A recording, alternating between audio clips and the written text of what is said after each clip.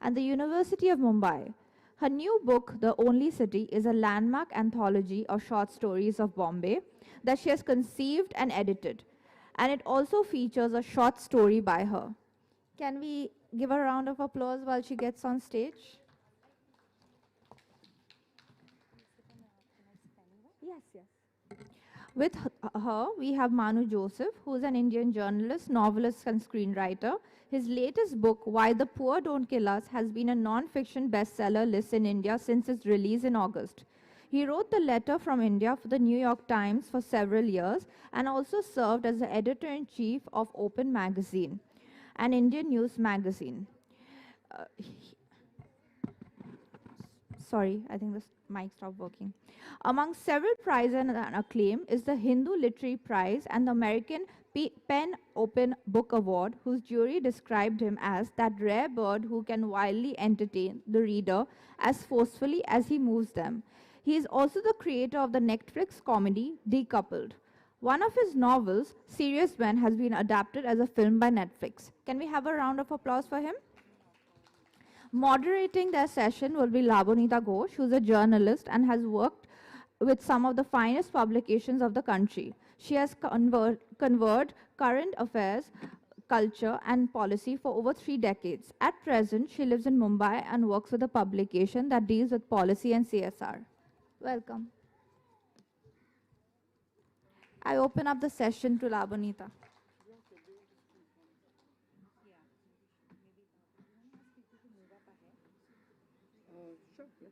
But more people might come actually. So. Okay. Thank you, Sanjana, for the introductions. Members of the audience, would you like to move up a few seats? There are quite a few in front which are free. Okay. Well, you've heard about The Only City. You heard the introduction. I'm just going to jump right into this with Anindita and Manu. Anindita, as the person who put this anthology together, what was your brief to the contributors? Yeah, I think it is. Yeah. The brief was to anchor on a Bombay character. The idea of the title, which I believe you wanted to speak about later, there was a different genesis to it, but I built my own fiction around the title, and the idea was that Bombay is the only city where these characters could exist in their full dimension. The brief was that this is not a book about nostalgia or landmarks. The stories had to be new and previously unpublished, and they had to anchor on a character who could only exist in Bombay. And I was interested in 18 intimate portraits of the city. I believe 18 intimate portraits can create a truer picture of a city rather than 18 sweeping landscape views. But Manu was the recipient of the brief, so maybe he can speak more about it and how he interpreted it and how his story came along. Yes, for sure. I did it chiefly because Anindita asked me to. She's a fabulous editor. She brought my column to Mint Lounge. She doesn't edit it, so I'm not sucking up to her. It's my honest view, and of course, HarperCollins had published all my novels. And it is very, I try not to write a short story because, I mean, writing is difficult, but I find short story very interesting because it is something with no ambition. In the sense, you can have a literary artistic ambition for it, but you don't have any materialistic ambition behind writing a short story. What, you write one short story and then, okay, 8 more, and then, okay, a book which, you know, people may not read because short stories, for some reason, they don't move. So it is something that you do because you want to do, apart from doing it for the editor, and you know that it's going to be in good hands, right? So, and the brief was Bombay. It makes it more difficult. Was it very open-ended? Was it just like write about Bombay, that kind of thing, or? Yeah, Anindita does make it look like open-ended, but she's also some kind of a bully, you know, where she tries to get what she wants, but makes it look like an open-ended, you know, thing. But I think what she wanted was that the story should be set in Bombay. And my first question was, okay, anyone can palm off the old story, and just change the setting. And most stories can manage, but she said that she'll find out, or she said that no, but Manu Joseph, are you saying you were afraid that you would be found out? by you. Yeah, you could be quite intimidating, most of these people are quite nasty when they're not on the stage, by the way, I must tell you. But anyway, I thought, so that was a bigger challenge, because a short story runs on emotion. And I like Alice Munro's idea. Alice Munro never understood the novel, because she said, like, how are you going to, because a short story depends on that one escalation. Right. How are you going to sustain the intensity, for 50, 60,000 words or 100,000 words? But novels do, and of course, she has this very dangerous habit of reading novels from anywhere, right? Okay, to see if it is any good, right? Also to get the Bombay in, and then I thought, like, what would I write about? And so that was a more difficult decision. What is Bombay about an emotional piece of writing, First, I thought I'll write about the time when, Bombay, for, like most people, is an escape. You escape from your home. That is what Bombay is. Bombay is the opposite of home, for most of us, unless you're a Maharashtrian who has vada pav, Or Anindita, who grew up in the city. You grew up in the city. For me, it is home. No, you were in Bangalore also. For 1 year. Okay. Manu, you've not read the introduction to the book. In fact, the most irritating thing has been that a lot of people have, anyway, I'll just come to that later, Yeah. Yes. It's there, yeah. She's coming? No, she sent her, we'll have we will talk about that. Okay, yeah. Okay. So initially, I was 20 when I got to Bombay, and I loved it because it was not home and I was free. Then my domestic situation ensured that my mom had to come and stay with me in my one-room home, which I'd managed to make somehow debauched the way I wanted it to be and decadent, and then suddenly my mom was going to come. So your home came to you? Home came to me, and for 2-3 months she lived. And she's a woman who walks talking to herself, and she steals other people's bougainvillea. She does all that. And she also humanized me, which I didn't want in my building, which was a child development building. People would try to talk to me so that they can borrow money. Because I was living alone, so I was also, for the first time in my life, I was the richest person in the building, because everybody else, there were 10 people in one room, and that is how people in Bombay live.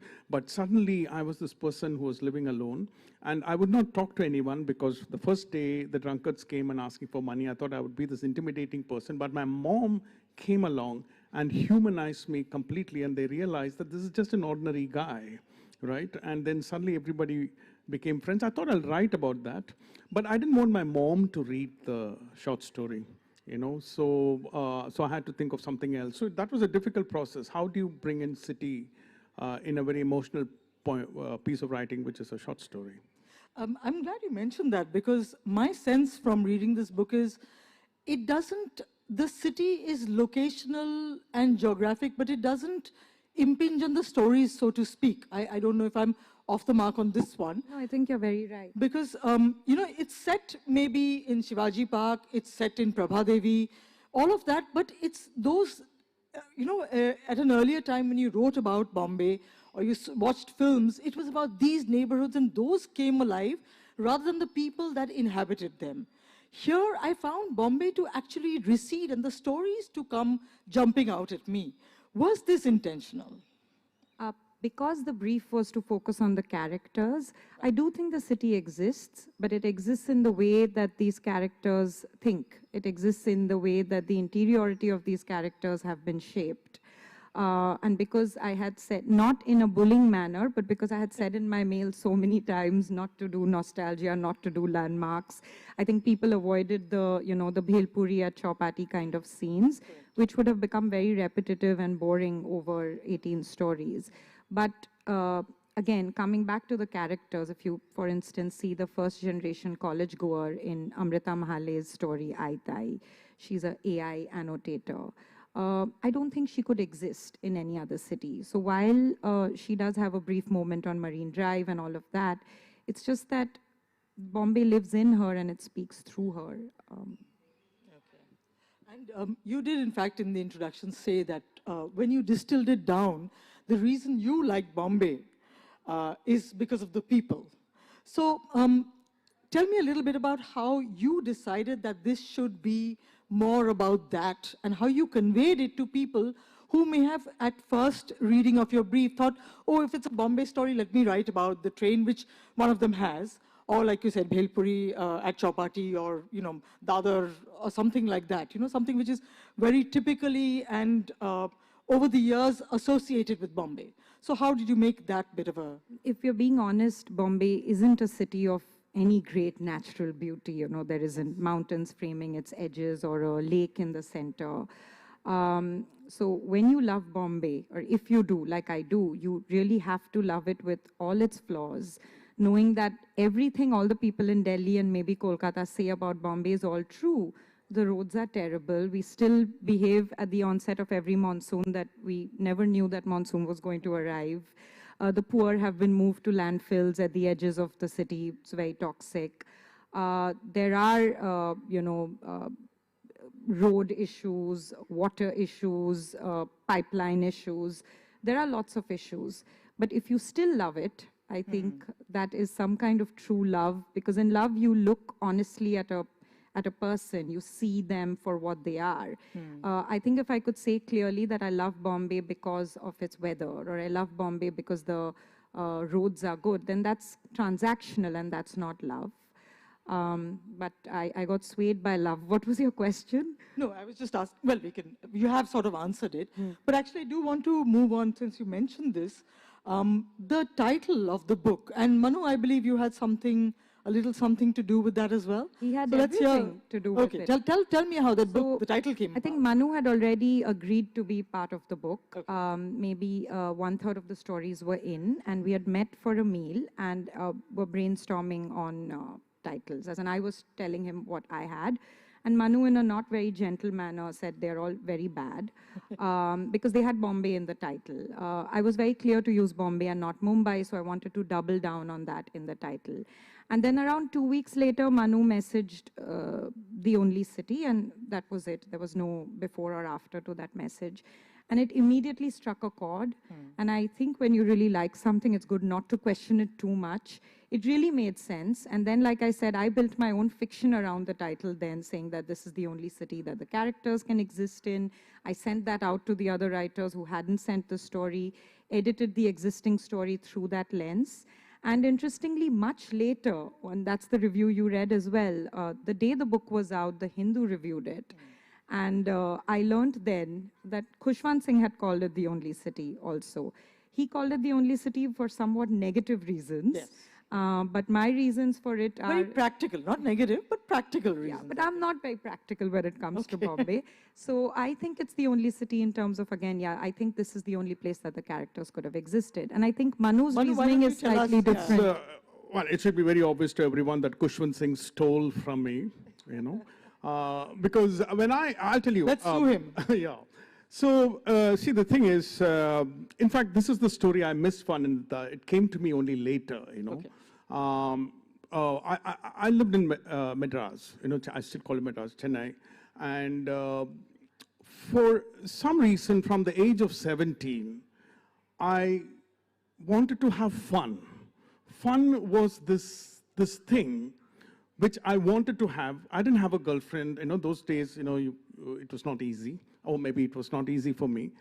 And I would go to some, and fun is something I felt boys had exactly on the midnight of December 31st, New Year's, and that is when everybody had fun. So I didn't have friends, I didn't have a girlfriend. I would go to some place like Marina Beach, December 31st, only to be chased away by cops. And I never had fun in Chennai because it's a boring place. And then when I got this opportunity, when I'm going to be transferred to Bombay, I thought now I can lead my decadent life. You know, I would go to Bombay, and in Madras, there was this notion that all the girls, we used to say, all the girls in Bombay are broad-minded. You know, that is the idea that we had. And I thought I will go to Bombay, and finally, I would have fun, right? And that is the short story I wanted to ask. The guy, which was not set in Bombay. In fact, Bombay is so powerful that you don't have to set a story in Bombay. A 20-year-old finally coming to Bombay, you know, was the story. And Bombay was that to me in the sense that when even though Chennai is a real, I mean, an ancient city, Bombay is the place where you could be anonymous, where you could be free but very poor in the sense that it had such low quality of life. But everybody, the reason why people migrated to Bombay was that Bombay had something to offer then, you know. So every great city has this contract with a person, okay, that your life will be shit, but I will offer you something which no other city can offer. And Bombay had that. And in fact, that was 24 hours electricity in South Bombay, which was revolutionary for someone like me, you know, that the electricity never went. And in South Bombay, you never saw auto rickshaws, you know, and those kind, and also the people, you know, Shobha De, you know, Dolly Thakur, these were not people you met in other cities. In fact, when I was interviewing Dolly Thakur, I went to her house and I was interviewing her, and then she went to the kitchen for something, and then she didn't come for an hour. I thought she died or something. Then I go to the kitchen and she's shocked because she had forgotten that, you know, I was interviewing her, you know. So I met all kinds of people. Dolly's not going to be happy with this story. Not very flattering, but these people you never met in any other place. And they all lived in small, impoverished houses, you know. You would think that famous people would live in big houses, but most of them had small houses, which all this I found very interesting, and it was, to me, the only city because it behaved like a city where it is not supposed to care so much. You know, locally there was a lot of love. For example, locally Shiv Sena ran the things. I lived in a chawl in Prabhadevi, so Shiv Sena was all over the place. In fact, I went to a gym, which was the cheap gyms for 25 rupees a month. They were run by Shiv Sena. So when I would go in, they asked me to do 50 push-ups for Hanuman because I had a Joseph in the name, so I had to prove that I would do it for Hanuman, you know, or that I could do the push-ups, you know, and all that kind of stuff. And I also learned that Shiv Sena's their favorite song, people won't guess, is Barbie Girl. They just love Barbie Girl. How do you mean? Because they would start with devotional Marathi songs, which will move to national song, and that by midnight, they always played Barbie Girl. You should have put this in your story, Manu. I know, this would have been a far more interesting story about scenics playing Barbie Girl somewhere in a gym. But I've written it as part of my journalism. I've mentioned that I outed them. Okay. I know what your favorite song is, but somehow I didn't want to maybe mention it in the short. No, but how did this phrase, the only city, come to you? Because to me, it is the only city. Delhi, to me, it was always a village. Even today, it is a village in the sense that you don't even see Delhi. It is all behind walls. And Delhi is its people and, you know, the kind of conversations they used to have, which was unique to Delhi 20, 25 years ago. But to me, Bombay was the only city because that is a place where you just live and nobody is asking you questions. And you are away from home, and home can't find you. Nobody can find you unless you want to be found. And I like that anonymity of a city, you know. So in many ways, of course, it is an emotional statement, you know, to Bombay that it is the only city. Okay. At Bombay, people don't ask you where you're from. They might ask you what you do. You have that in your story. Tell us a little bit about that. Tell us a little bit about the story, actually. So my story is called Normal Neighbors. Right. And it's about a couple who are both from two different steel towns. And that was important to me because, you know, steel towns are very well organized. They have good schools, but they don't have the fun that maybe people like Manu was seeking. They've come to Bombay, they have advertising. Pretty regimented in many ways, aren't they? Yeah, but they have, you know, bare essentials that you need. Sure. And then they go to college in Ahmedabad, Pune, Delhi, usually. So my couple, they're in advertising, they've gone to college in Pune and Ahmedabad, but now they've kind of metamorphosed into the city's avocado-eating elite. And what they really like about Bombay, because maybe part of them is ashamed about this boring vanilla steel town background, is that when they wear linen, crushed linen, and go to the farmer's market, nobody asks them where they're from. Because now I think Bombay allows you to be who you are in the room, which is so unlike Delhi, where when I moved to Delhi for work, I was there for 3 years, people weren't interested also which college you went to, because you go to college by perhaps merit, grad school. They always asked you which school you went to, because people in Delhi were trying to find out if you went to Mayo or Wellhams or Doon. And maybe there are pockets in Bombay that do that, but largely I think you can be anonymous. You can be who you want in Bombay, which is also a great thing for writers, because you can be invisible when you need to. Right. I want to add something, though. There is this, Sure, since we have praised Bombay too much, I must also say To bring it down. that I did do a... Let me remind you that this session is called It's About Bombay. It's about a book on Bombay. No, because... So please tread carefully. Go right. 25 years ago, when I was with Outlook magazine, I went around Bombay calling myself Mohammed Khan, searching for a house. And these were in posh colonies, in Worli and all that. So, I mean, they would show, it's true, they won't ask your name, who you are, what you are. They are sure, and then casually they ask, okay, what's your name? And when you say Mohammed Khan, suddenly they're reminded that some relative is going to occupy the house, or they don't return your calls.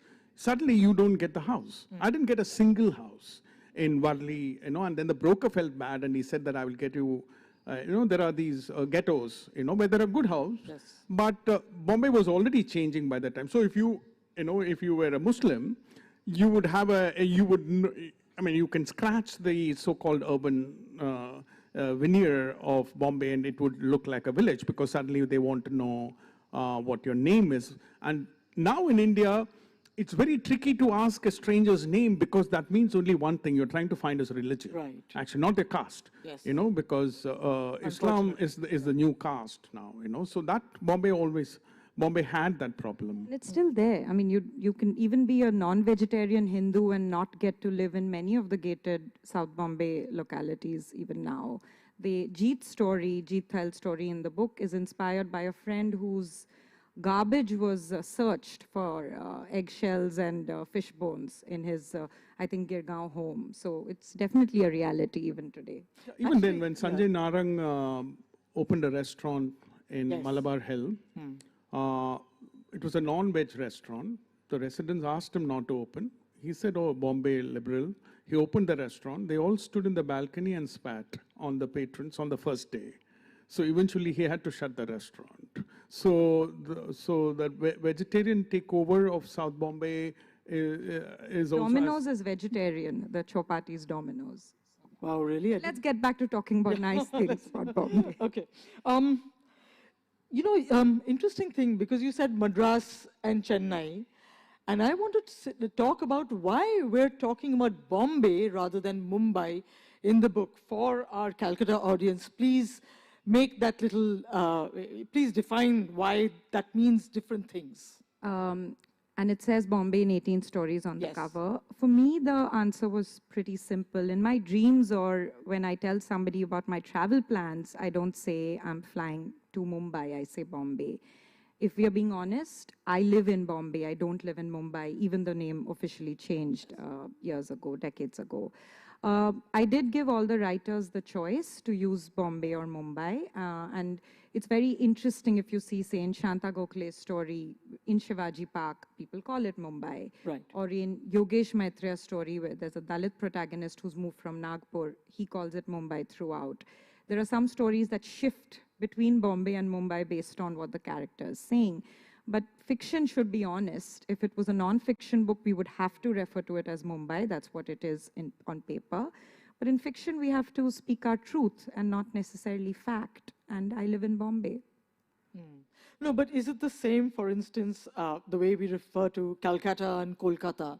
That distinction between Bombay and Mumbai, I just wanted to sort of make it a little clearer for our audience, if you think you I can. think the Calcutta-Kolkata thing is a linguistic impulse to it, right? We used to say Kolkata and the British said Calcutta, and now we've gone back to what There we was a used little to bit of say. politics there as well. But linguistically oriented, right? In the sense this is what we said it. What's funny about Bombay, Mumbai is that even though they sound similar, they have different etymologies. So Bombay meant good bay, and it's a name that existed for 500 years. It actually just means good bay in Portuguese. And the change to Mumbai, and Bombay hence is not a bastardization of Mumbai. It had its own etymology and origin. And Mumbai comes from Mumba Devi, which is the local goddess. So the change from Bombay to Mumbai was also a very, and Manu, you were a journalist possibly in Bombay then, right? Was a deeply political, very fought and very wrought thing between also North and South Bombay, between who is Marathi and who is not Marathi. So I think for a lot of people who use Bombay, it's also almost a political statement that you refuse to kind of bow down to this parochial bullying. All the signboards in Bombay had to be in Marathi. Marathi as well. Yeah. So I think a lot of the writers in this book, and we have to acknowledge that writers writing in English today also belong to a certain class. They all belong to the group that was very angry with this change. So I think it's very different from a Bengaluru, Bangalore, or from a Kolkata, Calcutta change. The Bombay to Mumbai was far more deeply politically fraught, and I think it also tried to make a distinction. It was also one of the first to do that. And it was also a, who is Marathi and who is Marathi Manus and who is not. And all this thing about screening the cards of Bangladeshi workers and things like that. The UP Bhaiyas were being thrown out. So I think it made a lot of us angry. And HarperCollins, and I can see Anand from HarperCollins sitting here, didn't have a problem with using Bombay on the cover, and I was very glad about that. Right. Manu, I want to just ask you about your first impressions about Bombay and how that has changed over the years. I know you talked about this escaping from the home, you talked about your chawl and your neighborhood, but just very briefly, if you could tell us that, and while we're doing that, Anindita, could you just pull out Shanta's thing? Shanta Gokhale, who's also contributed to this, couldn't be with us today, but she sent a very nice little note that I thought we could read out. So, Manu, back to you. Impressions of Bombay and how they've changed now. Yeah, Bombay then, I think it was 1995 or something when I came. I was 20. I'm slightly younger than I look. It was Bombay then in the sense that, see, Bombay, Mumbai, basically the difference is Bombay was for the posh people, the global monoculture, whose president now would be someone like Obama or something, right? English speaking also, I presume? Of course, English speaking, wine drinking, they can name 8 wines or something. They would watch European cinema, and all that kind of stuff, They had, they kind of maybe inherited class and wealth. And that was, and completely irrelevant to the politics. So I had a situation where I was put up in a chawl, which looked like defeat, because a chawl is basically a tenement. It was just a corridor with rooms. And then I was writing for the Society magazine, where I would see the posh boys talk about jazz and how Bombay was cosmopolitan. It was not. The actual layer of Bombay was always Mumbai, and they had a completely different view of the world. Most of them were mill workers who had lost the job to capitalism, and they had lost everything to the new, to the changing times. And this was the world Bal Thackeray was exploiting. Shiv Sena, in fact, BJP was quite incompetent at communal politics. Shiv Sena was the first political party which showed how to do it. But even so, I have a very complicated artistic relationship with Bal Thackeray in the sense that when people ask me, what is the greatest literary advice you have ever received? It's never from any writer. It is from Bal Thackeray, though he was a cartoonist, bad cartoonist, but great political orator. And he said about political speech, he said, never lecture. Always gossip with the people. you know. And that is what I feel writers also should do, you know. And if you're doing journalism, never lie, never make up something, but try to gossip. If you're, of course, a novelist, you have a great ideas, but always gossip. But instead, I find people gossiping in real life and lecturing when they're writing, you know. But I feel that Bal Thakere's advice for good political oration, you know. So he was an interesting guy that way, you know. He knew what he was doing. He started off as some kind of a stand-up comedian, political stand-up comedian. As it so happens, even Trump is funny. You know, all of these guys are funny. They have moderate views. And then when the opposition is very severe, they appear to latch on to a very hardline view, and then they realize they're even more popular, because that is the nature of people. And Bombay was this cultural elite, you know, sophisticated, who was losing power over the psychology of human nature. You know, they didn't have a grasp on it. They confused what was right with what is, you know, which is the problem with the artistic community also. And the politics just immediately, they just took over. And now it is a very, it is Mumbai, all over, it's Mumbai. They wanted to convert into a big, small town, you know, because all these men are from small towns. There are two kinds of people in a big city, okay? Either you love the big city and you want it to be, you want to become the big city, or you convert, you're from a small city and you convert that big city into your small village. And they've done that. Very true, very true. Actually, before we go to Shanta's little message, I wanted to ask you, Anindita, or in fact Manu as well, what about Mumbai inspires this massive creative outpouring? Films, theater, books. What is it about the city that makes us want to write about it, that makes us want to make these films? People all over the country watch them, even though they don't have those points of reference that someone from Bombay might. Please tell me what you think about that. So a story does a lot of things, but primarily, and especially a short story, frames a moment of change. And Bombay is constantly changing. I like to think that, you know, you can never step into the same Bombay twice. And the city rewards, because it's changing so much itself, it encourages its characters to change. It rewards metamorphosis much more than other cities would. And that makes for great storytelling, because, I mean, there could be stories about a man who wakes up and, you know, watches this bird on his windowsill every day and then dies one day. Sure. But isn't it more exciting to have a story in which there's just something is changing all the time? And in The Only City, I really think in most of the stories, Bombay is not a backdrop, like you said, it's a character. And it's interfacing with the other characters, even in stories in which there's just one protagonist.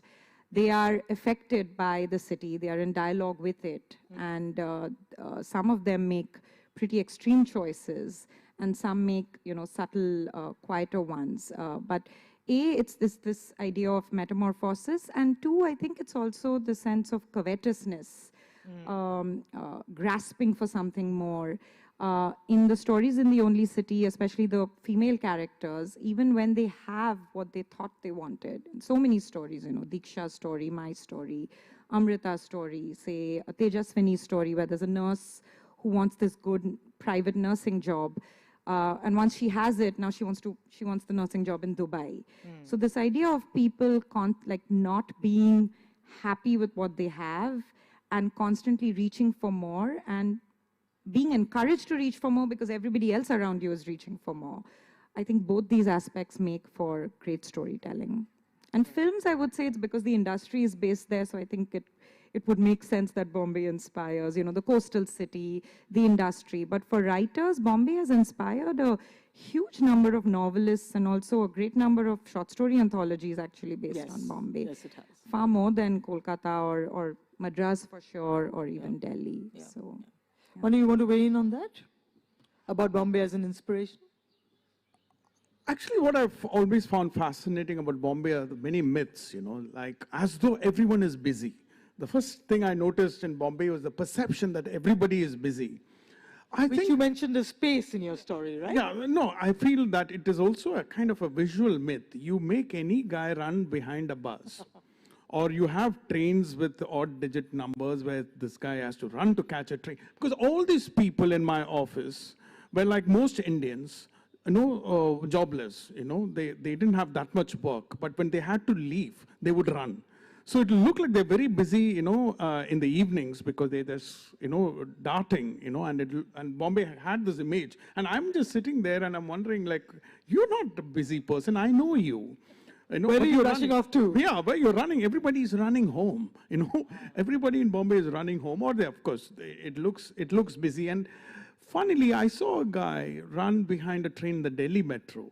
And to me, it was like, I was offended as a Bombay person, as for that you're not supposed to look so busy in Delhi. It is something that only people in Bombay are supposed to do, that they don't have the time.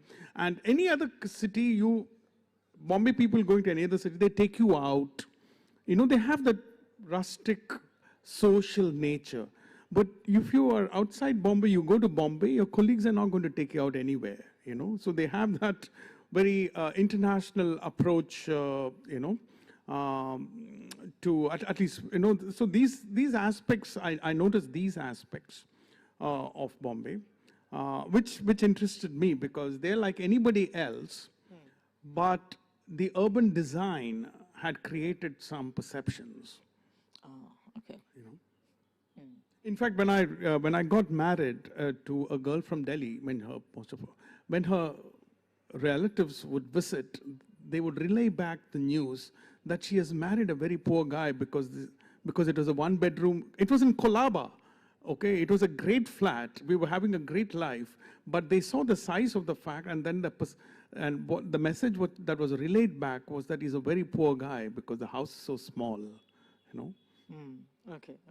Do you want to read Shanta's? So Shanta Gokhale is one of the contributors to The Only City. She was supposed to be here today, but unfortunately couldn't make it from Bombay to the festival. It's a slightly longish note, Labo, so I'll read the end Yes, part of it. the last bit, yes. And she has her own anthology of stories set in Bombay actually out right now. So I'm really happy that we had her here. So she, let me just read the end. Okay. All the contributors to The Only City have their own particular Mumbai. Mine is and always has been Shivaji Park. I already had a character in mind with whom I had been toying for some time, a young woman with a booming voice, some actorly skills, and a tendency to tell other people's stories as her own. She became the protagonist of my story. With her came the question, can a story be owned? Who owns the great stories that have come down to us through our oral tradition? Thus, I had a protagonist and a question, enough material to shape a story from. And so there is, in the anthology, the storyteller's tale. Her story is very different from a lot of the others. Yes. But you also said that you weren't quite expecting her to write about that. You thought there'd be more of a presence of Bombay in her story. Isn't that what you said in the introduction, or did I misunderstand that? No, I think in the introduction I said that what makes an anthology interesting for me, it's like that you have, it's like an Indian buffet where there are some staples that will fill you up, Right. but then there are some surprises. You can't only have surprises in a buffet. Right. It's like listening to the radio. You go in for the familiar stuff, but then you have something new. So with some writers like Shanta Gokhale, I knew that her story would be set in Shivaji Park, actually. With Shubhangi Swaroop, I knew she would have some human-animal element. The story that really surprised me was Jeet Thail's story, because I think it gave the anthology a new genre, because it's speculative fiction. And all the stories were more or less somewhat in an even keel until then, or we were trying to edit them to put it in an even keel. And then his story came and kind of pushed it. And then we pushed the other stories to other genres as well. So, no, Shanta's, everything she's written has been set in that Marathi middle-class world of Shivaji Park, which is quite Of the wonderful. Saraswat Brahmin Almost. household. Yes, Yeah, and including her new story. So I wasn't really surprised about her setting. Jeet's is the one. And Ranjit's as well. When Manu said Bombay is so strong that you don't need to be in Bombay to tell a Bombay story. Ranjit's story is almost set without giving too much away. In no time, it's time agnostic. Yogesh Maitra's story, the protagonist is not even in Bombay. He's not even in India. He's in Germany, and he's thinking back to Bombay. So those were some of the surprises. I must ask you though, Anindita, about your choice of writers. So you've got some very seasoned writers, people like Shanta Gokhale, and then you have people who are writing for the first time. It was a very brave decision, I'd imagine, to include newbies in this thing because you don't know what they'll come up with, how that balance will play out with seasoned writers, writers who do this, and people who are writing for the first time, writing stories for the first time, for instance. Tell me a little bit about that selection and how you did, in fact, find a balance. So minor correction there, nobody is a newbie, as in Ranjit Hoskote, Raghu Karnad, Pratyush Parasuraman and Jairaj Singh are writing fiction for the first time. Writing fiction, sorry, but they're I all should have clarified, very yes. seasoned, writers and journalists like yes, Jairaj. and critics. It would be very boring and very unexciting for me to pick a filter like writers under 40 or, let's set a story in every zip code. And I wasn't interested in a history geography type of book. Sure. So I was interested in writers who had a very unique relationship with the city. I was interested in the diversity of the writers' relationships with the city. And while there are some like Namita Gokhale who are born and brought up in Bombay and their story is set in the neighborhood that they are so familiar with, there are people like Manu Joseph or Prayag Akbar who wrote their first novels in Bombay. And while Bombay might not be the city that they call home, I believe they have an almost alchemic relationship with the city. The city changed them in some way. Diksha Basu came to Bombay to be an actor and she became a writer. So I feel for each of the 18 writers, Bombay has profoundly influenced either their personal life or their creative life. And that was an interesting mix and a kind of ambiguous mix and a difficult mix, but that's what was fun. Right. And I do want to ask you, since we talked about various anthologies on Bombay, so from Manto to Pinto, actually, if I may put it like that. I don't know if Jerry's in the audience, but literally Jerry has edited 2 anthologies, one with Shanta and there's Bombay Meri Jaan. Manto has written stories, Bombay stories. Where does the only city fit into this landscape? So, yeah, like we said, Bombay has inspired so much literature, so much film. There have been a lot of retrospective anthologies. Bombay Meri Jaan was Naresh Fernandez and Jerry Pinto. And it had everything from Manto to, I think, even Pico Iyer to Naipaul. Yes. And there have been a lot of anthologies of short stories by single writers. So Vikram Chandra, there was a genre there, it was kind of crime. Morzaban Shroff, which is again People of Bombay. Jayant Kaikini, who's blurbed the book. But as I was thinking of it, there isn't actually a book with new stories, like a kind of panoply of new voices capturing Bombay in a freeze frame written today. They are either by single writers or they are retrospective anthologies. Okay. Were you also looking for a new Bombay gaze? And I'll go back to the question because, again, these are not specific to, they don't hold on to the typical things that people outside Bombay associate with Bombay. So were you also looking for people to look at Bombay differently?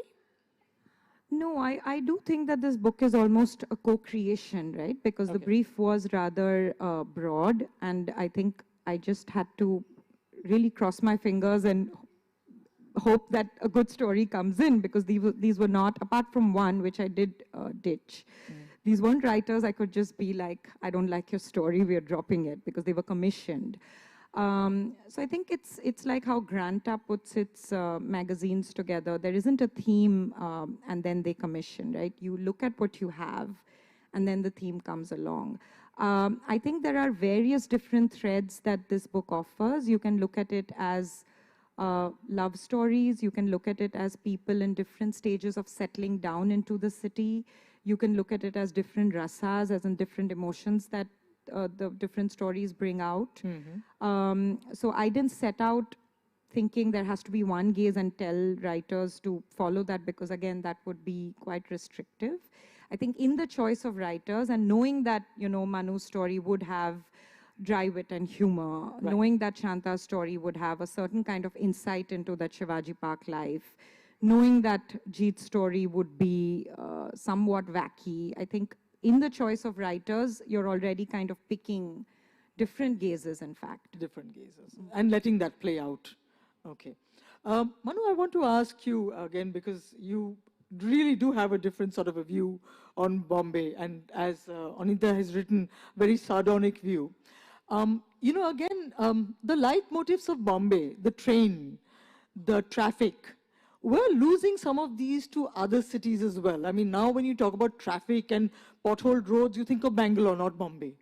When you think about like a celebrity neighborhood, you might think that Dubai, Palm Jumeirah, is more probably famous than Juhu, for instance. Should we have new leitmotifs and get rid of these? You know, that's one thing I first noticed about Bombay. When they would talk about how crowded the trains are, you know, and you can't get out from a Virar fast, you won't be able to get out at your station. People seem to have a strange pride about their shit lives in Bombay, right? It's like, you know, it's as though, you know, they forget that that is not supposed to be the case, right? In fact, I would frequently ask the railway guys, like, why can't you air condition trains? Then they would say that when we have done a lot of surveys for that, you have to shut the door. And that is just not possible in Bombay and all that kind of stuff. So I'm happy that we are spreading this to various cities, that this kind of congestion. But I feel that still Bombay would be, and also I feel that a lot of wealthy people in Bombay, I don't think they even live in Bombay. I think now Dubai. Dubai is the most expensive real estate of Bombay, you know. In fact, if when the narcotics department summons film actors, they're always coming from somewhere outside. I notice, you know. So these motives, but actually, I must tell you one positive, which is that the only city in India which has improved, where people who live there have said that their lives have improved, is South Bombay. And South Bombay was the original Bombay. It's a small sliver there. All these, and there's something that India never does, and which is why the life has improved. Is that India plans for tomorrow and executes 10 years later. And we have the reason why. I mean, the only way to make life better in a city is to create an excess, at which Bombay never had. Now South Bombay has. It has these sea bridges and sea tunnels. Now suddenly you can get to places. Infrastructure excess. Infrastructure excess, you know. And also the notion that it's an expensive place. Sorry, excess or access? Excess. Excess. Yeah. Okay. Yeah, you know. So South Bombay has become a very livable city, which is the only place in India where people have told me their life has improved. So like something like Life in a Metro, say a film which is like Life in a Metro, would it have new points of reference for Bombay? Would the metro, in fact, Aqualine or something like that, become like Calcutta has had a metro forever? We in Bombay somehow came down that road a lot later, although we sort of imagine ourselves to be on the map with infrastructure work and flyover on top of flyover, double flyovers. All of these things have been done elsewhere first. Delhi first, Bangalore first, Calcutta for sure first.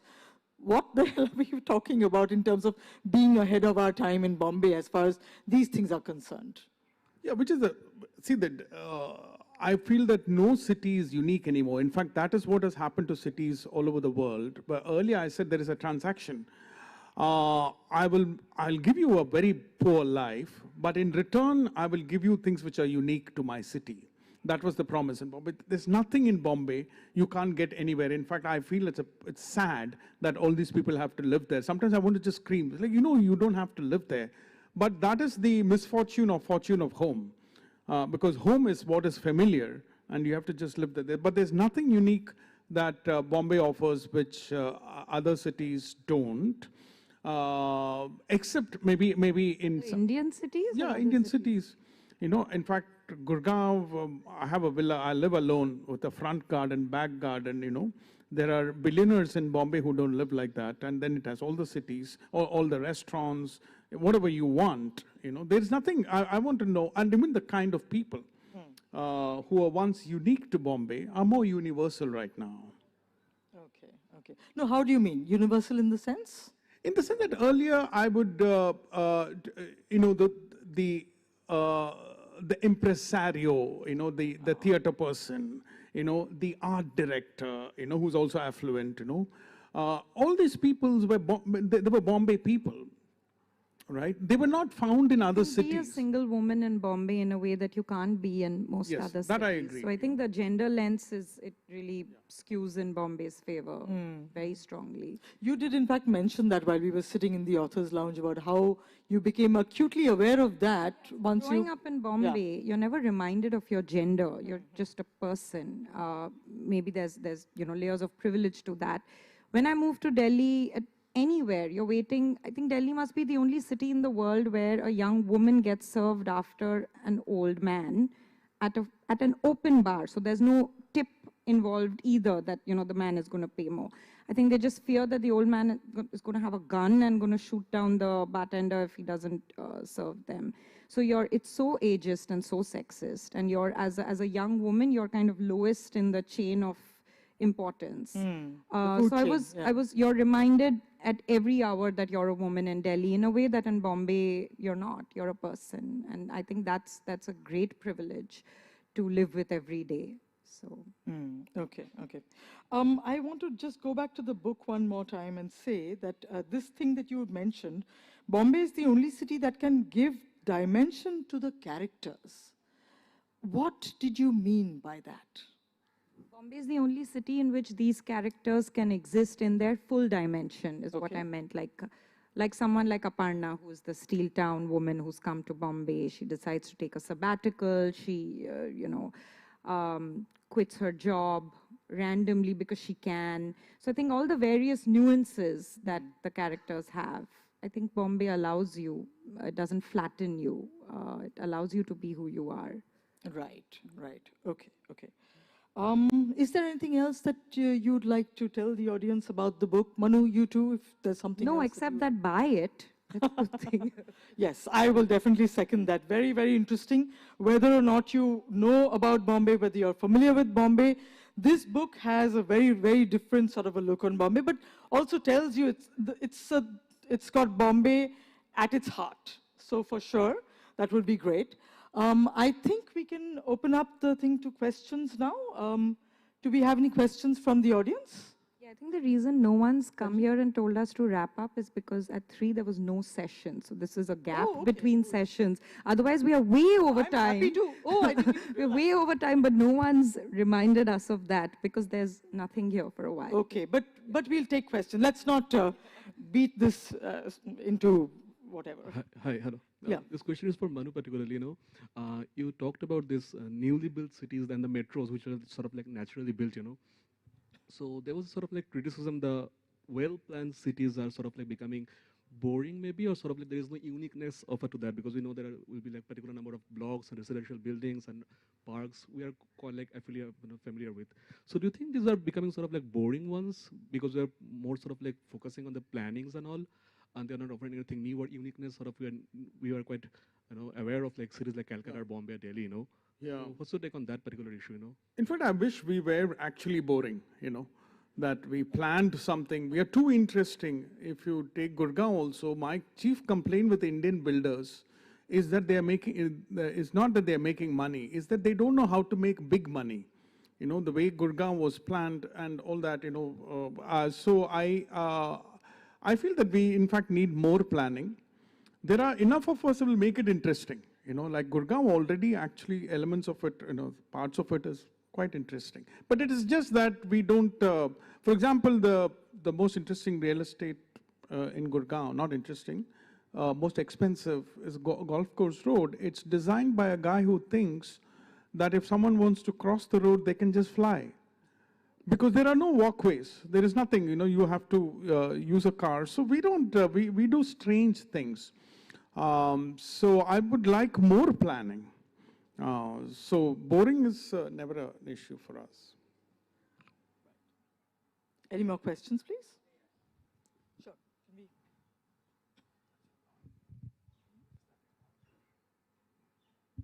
Hi. Anindita, this is for you. I think I read the book and I read the stories. So for people, I feel there are two kinds of people, Manu, and I think to your point, who live in Bombay. One, who come from outside. Like I am from Kolkata, living in Bombay for the last 20 years and working there. And then there are people like, in Shanta's story, people who live in Bombay. What is your sense, in your perspective, the sense of home? How do you locate home for these two kinds of people, especially people who come from outside and settle in Bombay? In your story, for example, when you mentioned about the two characters coming from steel towns and finding a sense of belonging in this elite society where you have, gated societies and swimming pools, I found the sense of home in many stories quite conflicted. Like there were some people who thought this is home, and then there are others who thought this is not home, but I will fit in over here because it's just the main thing to be. So I just interested in knowing what is your sense of home in your stories in Mumbai? Yeah, I think Bombay is relatively quite porous in allowing outsiders to feel like it's home really quickly. Most people you meet in Bombay, to Manu's point, are outsiders. The difference is that they've either moved 2 years ago, 5 years ago, or 20 years ago. And most people who live in Bombay are very, very fond of Bombay and very defensive of it if they still live there, and assuming you are as well. So I think Bombay allows you to claim it as home far more easily than you could. I mean, for an outsider, you could never really claim Kolkata to be your home unless you speak Bengali, unless you eat fish, unless you know about the different sweet shops to get the sweets in. Because you'll be asked, or you should be a member of a club as well. You can't call Delhi home, I really feel, unless you went to school there. But Bombay, you can call home if you buy a flat, if you have 10 friends, if you know the bus routes. So I think it allows, it's far more open and embracing in that sense. And you're right in the sense that for the stories, the sense of home and the intensity of belonging is different, and that's what makes it a spectrum of stories. And in terms of the ordering of the stories, there was some thought put into that. I did feel it was, the early stories are about people settling in. So their sense of home is still tenuous, still tentative. The stories in the middle are, also set in kind of middle Bombay, lived there generationally. And then towards the end of the book, there are people who are leaving Bombay in various ways, either physically or metaphorically. Wonderful. I hadn't thought about that. Okay. Any other questions? Okay, I guess we can close the session now. Thank you. Thank you so much, Manu. Thank you so much, Anindita. Thank you, Labo. Really, really nice. And thank you to a very patient audience who waited quite long for the session to begin, and then Sorry about that. waited for a really long session as well. So thank you. Well, thank you so much. Thank you so much for that. Oh, yes. There will be, Sanjana, will Anindita be signing books immediately after? Yes. So in that area where we sign books next to the story shop, she'll be coming and signing the books. So please pick up your copy. Manu signing as well. Okay, great. We will see you there. Thank you.